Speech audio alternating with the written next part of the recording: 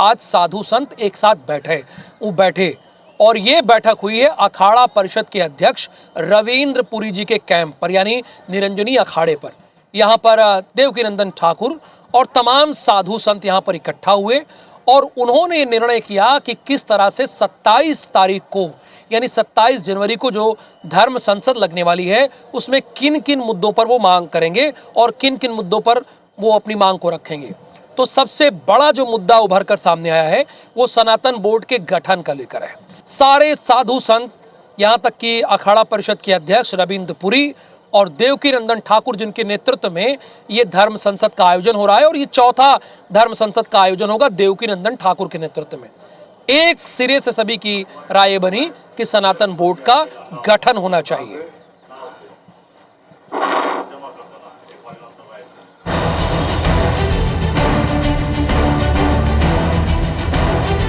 देश में काफी वक्त से सनातन बोर्ड की मांग हो रही है। तमाम साधु संत, अलग अलग अखाड़े सनातन के हित के लिए सनातन बोर्ड की वकालत करते आए हैं। सनातन बोर्ड की मांग की गूंज अब प्रयागराज में और भी तेज हो गई है। निरंजनी अखाड़े में सनातन बोर्ड की मांग को लेकर अहम बैठक हुई, जिसमें कथावाचक देवकीनंदन ठाकुर और अखाड़ा परिषद के अध्यक्ष रविंद्र पुरी जी समेत अन्य साधु संत भी मौजूद रहे। धर्म संसद को लेकर हमेशा से आवाज बुलंद करने वाले कथावाचक देवकीनंदन ठाकुर ने कहा कि हम 27 जनवरी को घोषणा करेंगे कि सनातन बोर्ड चाहिए, सरकार इसे जल्द बना कर दे।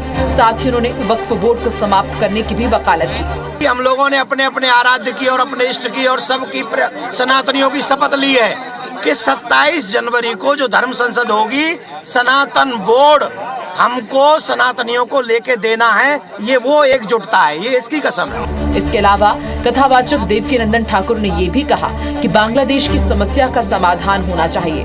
बांग्लादेश में लंबे समय से हिंदुओं पर हमले हो रहे हैं, हिंदू मंदिरों, घरों को निशाना बनाया जा रहा है, तो इसे लेकर भारत में भी आक्रोश देखा गया। ऑलरेडी बहुत पहले कह चुका हूँ, जितने भी हिंदू हैं किसी भी देश में हैं, अगर वहाँ परेशान है तो उन्हें भारत में जगह मिलनी चाहिए और आते ही वोटिंग राइट मिलना चाहिए। और जो यहाँ इलीगल हैं, चाहे वो कहीं के हैं, आउट। वहीं धर्म संसद में शामिल हुए अखाड़ा परिषद के अध्यक्ष रविंद्र पुरी महाराज ने भी सनातन बोर्ड के गठन की मांग को दोहराया और वक्फ बोर्ड को खत्म करने की पैरवी की। हमने प्रयास किया है 27 जनवरी को हमारा दिव्य और भव्य रूप से धर्म संसद हो और जितने भी हमारे महात्मा मठ मंदिर मठाधीश है, मंदिरों के व्यवस्थापक है, महंत है, श्री महंत है, महामंडलेश्वर है, आचार्य महामंडलेश्वर है, सभी को हमने आह्वान किया है कि आप सब सेक्टर 17 में आए और वहाँ पे बहुत दिव्य रूप से और भव्य रूप से धर्म संसद होने वाली है और मंथन के पश्चात वहाँ से अमृत निकलने वाला है, जिस अमृत का नाम होगा सनातन बोर्ड। सनातन बोर्ड को लेकर लगातार साधु संत अपनी बात और मांग को आगे बढ़ा रहे हैं और महाकुंभ में अब ये मांग और तेज रफ्तार पकड़ रही है। खास बात ये भी है कि अब साधु संत 27 जनवरी को इसे लेकर सरकार के सामने पुरजोर तरीके से मांग रखेंगे। देखना होगा कि अब इस मांग के तेज होने के बाद सरकार का क्या रुख रहता है। क्या अभी सिर्फ इस पर चर्चा ही होती रहेगी, गंभीर विचार ही होता रहेगा, या फिर वाकई सनातन बोर्ड मूर्त रूप भी लेगा?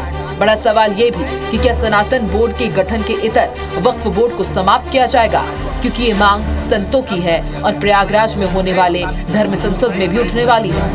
प्रमुख एजेंडा जो धर्म संसद का यही है कि सनातन बोर्ड का गठन हो और इसको लेकर हमने कथावाचक देवकीनंदन ठाकुर से बात की, अखाड़ा परिषद के अध्यक्ष रविंद्र पुरी महाराज, उनसे भी बातचीत की और उनका एक ही कहना है कि सनातन बोर्ड इस समय आवश्यकता है पूरे देश की, सनातन धर्म की, और इसीलिए वो मांग कर रहे हैं कि सनातन बोर्ड का गठन तत्काल कर देना चाहिए।